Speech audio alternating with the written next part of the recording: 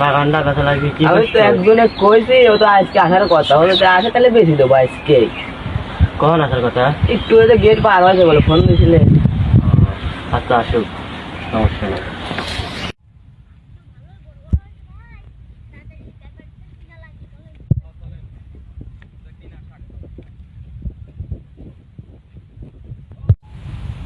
বাগানের মালিক কিরা?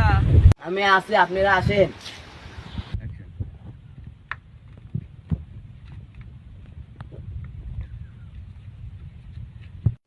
চলেন বা আপনারা আমি জানেন, চলেন চলেন চলেন।